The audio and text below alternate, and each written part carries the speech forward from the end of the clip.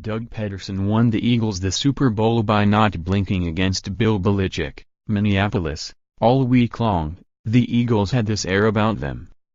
They weren't foolishly cocky. They definitely respected the opponent that awaited them.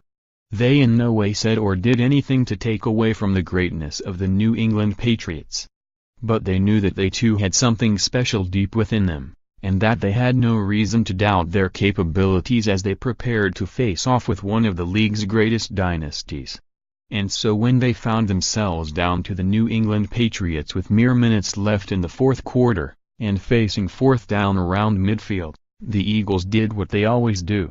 They didn't flinch, and they remained true to form.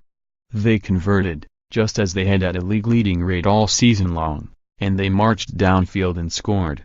When their defense faced the tall task of stopping the legendary Tom Brady with 2 minutes left, the Eagles again delivered, strip sack, fumble recovery deep in Patriots territory, and charged once more with stopping Brady with 65 seconds left while holding a 41-33 lead. The defense again overwhelmed the future Hall of Fame quarterback to secure the win.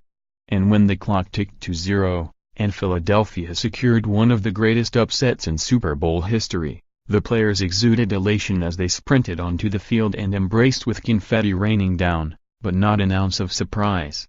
More, Eagles dethrone Tom Brady, Patriots for first Super Bowl title and stunner. More, Nick Foles, Philadelphia Eagles are no longer underdogs after Super Bowl win. More, Tom Brady sets Super Bowl record for passing yards in a game and Patriots lost to Eagles underdogs throughout the postseason after weathering the loss of a franchise quarterback, all-pro left tackle, starting running back and middle linebacker. The Eagles refused to wilt.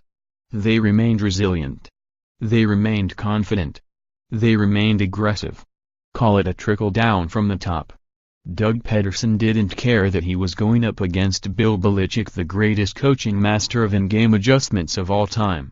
He didn't let the pressure overwhelm him, or force him to go out of character as many Eagles opponents have.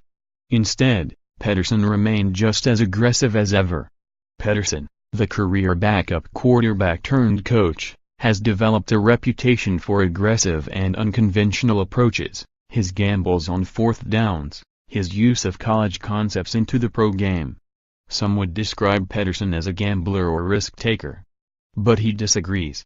He doesn't just throw stuff out there, rolling the dice. His mindset: you stay ahead of the defense by executing the unexpected, and you prepare for those situations rather than relying on luck.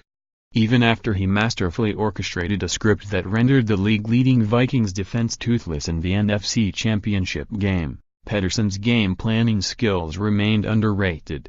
But no one will ever overlook him in this department again, not after he continually remained just one step ahead of Belichick to lead for 3+ quarters, and then overcame a deficit to secure the Lombardi Trophy. Pederson went on the attack from the start. He immediately helped his quarterback and supporting cast settle into a rhythm with a diverse attack that featured quick-hitter passes, a healthy dose of the run, misdirection plays and carefully planned deep shots downfield. The Eagles during the first half boasted an impressive 5-for-8 showing on third downs while compiling 107 rushing yards and 215 passing yards. Pederson showed his aggressive tendencies as he went for 2 on the Eagles' second touchdown of the game. The attempt failed, and then his creativity just before halftime, when QB Nick Foles went out for a goal line pass, catching a 1-yard touchdown toss from tight end Trey Burton to go up 22-12 at the half. But Pederson's true test came in the second half. It's not unheard of for Patriots foes to experience early success. Even Jacksonville and limited quarterback Blake Bortles did so in the AFC Championship game. But Belichick's squad routinely comes out after halftime, opponents' weaknesses and tendencies pinpointed, adjustments made, and flip the script. Conversely, Patriots opponents tend to get conservative when holding second-half leads, and that proves costly. But that wasn't the case for Pederson. The Patriots did make key adjustments at halftime. After Brady connected with tight end Rob Gronkowski just one time in the first half, the quarterback opened the third quarter by targeting Gronkowski on 6 of 7 passes, all completions, including a 5-yard touchdown strike that made the score 22-19. Pederson responded with a measured approach.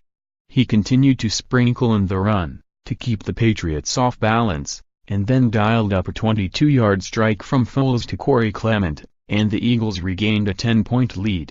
But two more surgical Patriots touchdown drives sandwiched by a New England defensive stand that held Philly to a field goal gave New England its first lead, 33-32 with 9 minutes left, and intensified the pressure on the second-year coach.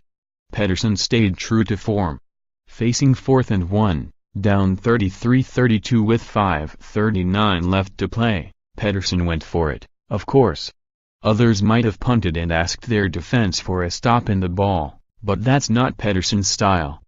During the regular season, the Eagles went for it on 4th downs 26 times, second most in the NFL, and they converted on 17 times, tops in the league.